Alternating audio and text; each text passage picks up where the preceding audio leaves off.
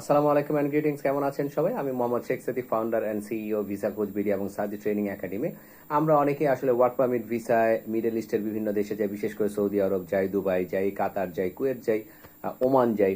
এছাড়াও আমরা ইউরোপেরও বিভিন্ন দেশে যাচ্ছি, কসোভো, রোমানিয়া, চেক রিপাবলিক, ফ্রান্স, জার্মানি, পর্তুগাল, বিশেষ করে ইটালি যাচ্ছি।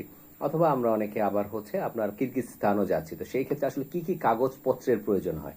যখনই আপনি ওয়ার্ক পারমিট ভিসায়, কাজের ভিসায় যাবেন, তখন আপনার সর্বোচ্চ 4টি জিনিসের প্রয়োজন হয়। 1 নম্বর হচ্ছে আপনার অরিজিনাল পাসপোর্ট, 2 নম্বর হচ্ছে পুলিশ ক্লিয়ারেন্স, আপনি যে এলাকায় থাকেন সেই এলাকার পুলিশ ক্লিয়ারেন্সের আপনার প্রয়োজন হয়।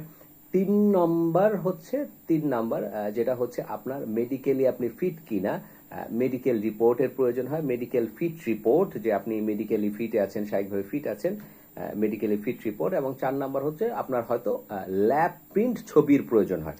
আমি আবার বলছি, 4টি ডকুমেন্টসের প্রয়োজন হয় যখন আপনি ওয়ার্ক পারমিট ভিসায় যাবেন। 1 নম্বর হচ্ছে আপনার অরিজিনাল পাসপোর্টের প্রয়োজন হয়, 2 নম্বর হচ্ছে পুলিশ ক্লিয়ারেন্সের প্রয়োজন হয়, 3 নম্বর হচ্ছে আপনি মেডিকেলি ফিট কিনা, অর্থাৎ মেডিকেল করাতে হয়, মেডিকেল রিপোর্টের প্রয়োজন হয়, 4 নম্বর হচ্ছে ল্যাব কপি, অর্থাৎ ল্যাব থেকে, কোনো দোকান থেকে আপনি আপনার ফটো প্রিন্ট দিলে হবে না, ল্যাব থেকে, যেখানে ফটো স্টুডিও থেকে আপনি ফটো প্রিন্ট দেওয়া ফটো, হয়তো 5 কপি বা 6 কপি, যেই দেশে যাচ্ছেন সেই দেশে যেই সাইজের প্রয়োজন সেই সাইজ ছবি প্রয়োজন হয় 6 কপি। এই হচ্ছে ডকুমেন্টেশন।